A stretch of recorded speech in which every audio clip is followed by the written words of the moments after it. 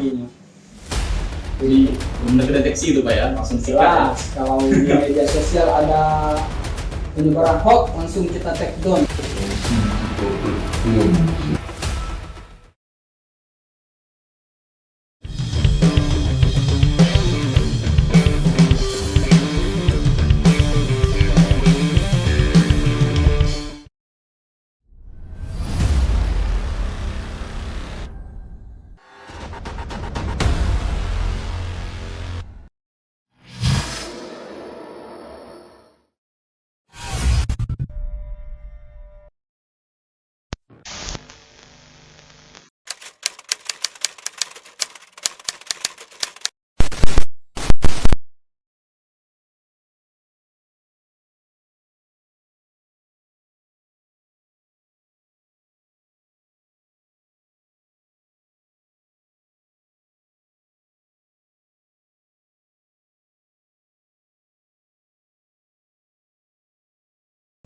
Assalamualaikum warahmatullahi wabarakatuh.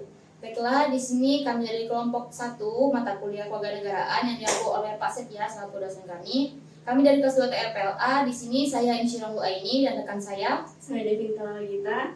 Saya Abdul Amkior Naman. Saya Zayafni. Baiklah, berikut adalah tugas video, yakni wawancara mengenai demokrasi, kebebasan berpendapat di media massa dan publik pada saat ini. Silahkan disimak videonya. Oke. Baik Pak, sebelumnya terima kasih karena sudah memberikan kesempatan pada kami untuk mewawancarai Bapak. Perkenalkan, nama saya Insyirahul Aini dan ini rekan-rekan saya. Jadi kami ini dari mahasiswa Paman Babel semester 3 dari kelas 2 TRPLA. Di sini kami akan mewawancarai Bapak selaku narasumber kami mengenai demokrasi dalam kebebasan berpendapat baik di depan publik maupun di media. Sebelumnya mungkin dari Bapak boleh memperkenalkan profilnya. Baik, Assalamualaikum warahmatullahi wabarakatuh. Waalaikumsalam warahmatullahi wabarakatuh. Sudah disampaikan oleh pembawa acara. Perkenalkan, nama Bapak Yoni Aryuda Angkasa, SA, pangkat Brigadir Polisi 1. Sekarang bertugas di Satuan Lalu Lintas Polres Bangka. Untuk profil itu aja terlebih dahulu ya. Pak, terima kasih.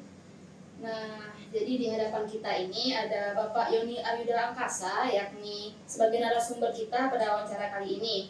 Nah, beliau sekarang bekerja di bidang kepolisian. Baiklah, selanjutnya mungkin langsung saja ke sisi pertanyaannya pada siang hari ini. Baiklah, untuk pertanyaan pertama, di sini saya akan menanyakan terlebih dahulu ya. Jadi, bagaimana menurut Bapak sebagai seorang tokoh polisi ini terkait dengan pentingnya demokrasi dalam mendukung kebebasan berpendapat di masyarakat, Pak? Ya, menurut Bapak sebagai seorang anggota Polri, bahwa saya percaya demokrasi itu merupakan hal yang bisa dilakukan oleh seluruh masyarakat, terus menjadi fondasi utama untuk mendukung bahwa kebebasan berpendapat.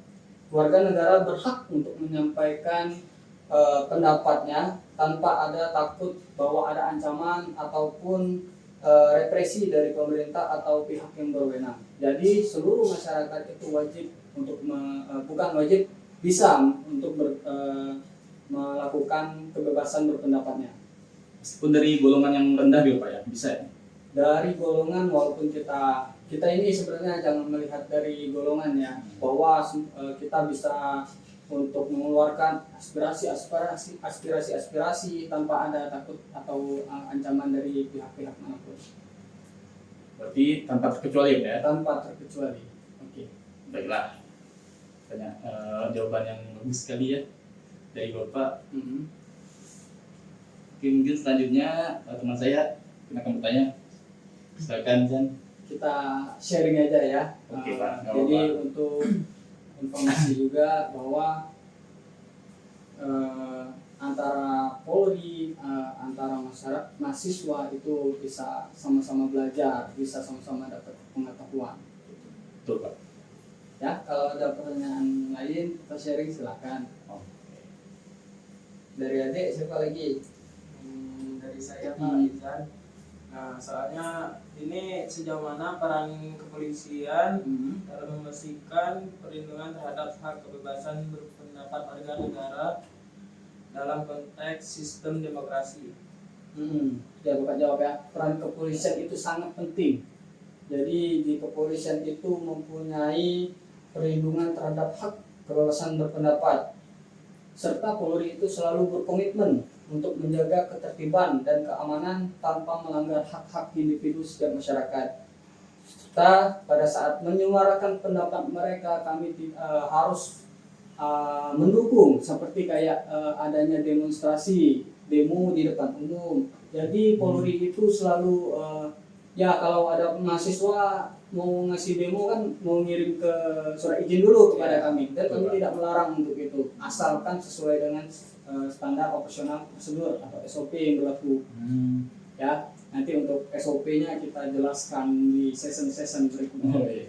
Oke Pak. Selanjutnya atau ada penyanggahan lagi? Selanjutnya akan Udah. Mungkin saya ingin bertanya lagi nih Pak. Lanjut. Nah, untuk pertanyaan saya kali ini, saya ingin bertanya tentang bagaimana sih Bapak itu melihat tantangan utama yang dihadapi kepolisian ya dalam menjaga keamanan sambil tetap menghormati hak kebebasan pendapat di era digital sekarang ini, Pak. Nah, ini salah satu menjadi persoalan untuk kita, tantangan. Jadi setiap pekerjaan itu selalu mempunyai tantangan yang berbeda ya.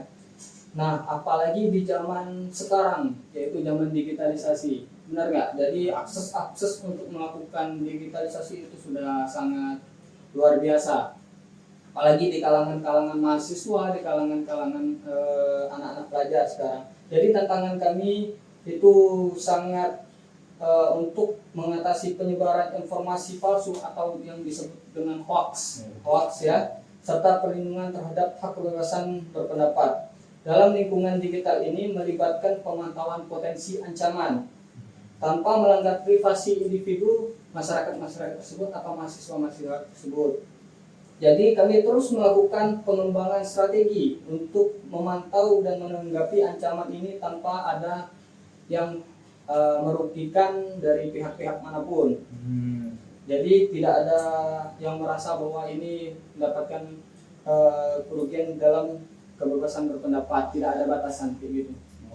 Ada sanggahan, silakan. Jadi ada bagian buat cyber gitu Pak ya, yang mendeteksi hoax gitu ya. Benar. Jadi di Polri ini adalah institusi, mungkin menurut Bapak karena Bapak sudah tergabung dalam anggota Polri, jadi lengkap institusi kami. Ada yang bekerja di bagian cyber, di Polda juga, apalagi di tingkat Mabes. Tingkat Mabes itu lebih profesional, bukan lebih matang alat-alat canggihnya.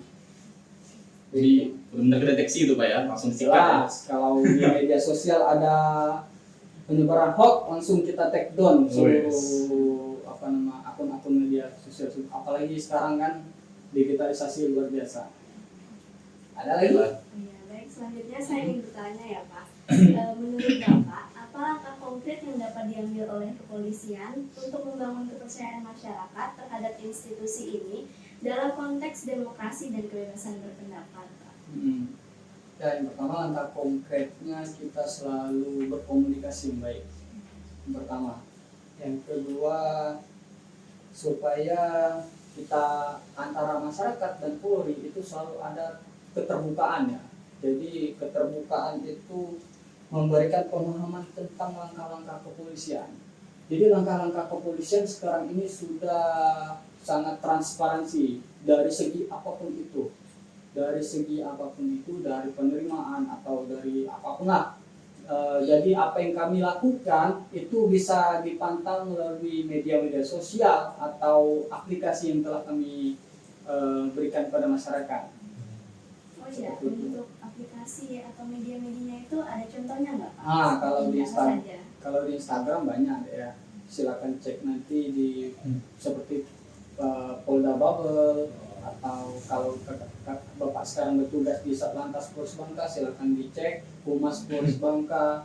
Kalau di aplikasinya ada namanya Polri Presisi, itu ada. Jadi kalau ada apa-apa bisa cek di aplikasi. Terus di 99 lagi 110 ya, 110 atau 009 itu bisa.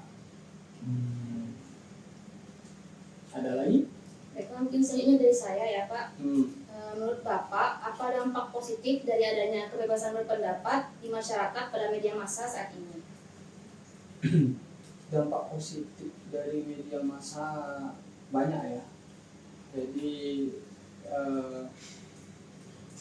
biar keberagaman di kita itu bisa terasa, bisa menyampaikan semua perspektif, terus membuat tiap individu itu bisa menyampaikan ide-idenya ya, atau gagasan-gagasan yang baru. Itu sangat positif lah kalau kita di media massa saat ini. Media massa kan banyak kan, apalagi di media-media sosial gitu. Kalau dampak positifnya itu yang boleh kita contoh, jangan sampai kita ngambil dampak negatifnya. Menurut? Mungkin saya ingin bertanya dikit lagi Pak. Ya. Kalau misalnya kita nih butuh darurat akan polisi nih Pak, itu mau nelpon siapa Pak ya? Ada nggak nomor tertentu gitu? Kalau 009 tadi mungkin ya? 110 oke. 110 ya? Oh, 110 langsung telepon, langsung itu terhubung dengan sentra pelayanan kepolisian. Oh, gitu. Langsung kita keluhkan apa yang pengen jadi aduannya. Kalau memang lebih cepat lagi, kalau jaraknya memungkinkan, silakan langsung datang ke kantor. Kantor kepolisian itu 24 jam terbuka, karena ada yang tiketnya. Bukan hanya tentang itu, tentang kecelakaan, tentang apapun lah. Karena kita sangat, untuk masyarakat itu sangat didahulukan tugasnya. Ada lagi? Ya Pak, atas kesempatan yang terima kasih atas kesempatan yang telah Bapak luangkan ya. Bahkan lagi tiket mungkin hari ini ya, sampai Bapak meluangkan waktu untuk kita hari ini. Makasih banget Pak ya. Ya mungkin itu saja ya. Oke Pak. Oke. Baiklah, mungkin saya Terima tutup kasih. ya. Assalamualaikum warahmatullahi wabarakatuh. 5, 4, 3, 2, 1, close the door. Nah, penutupan, salah ya, langsung tadi itu penutupan yang kuota berikut itu loh. Nah, aja lah. Oke. Oke. Mantap.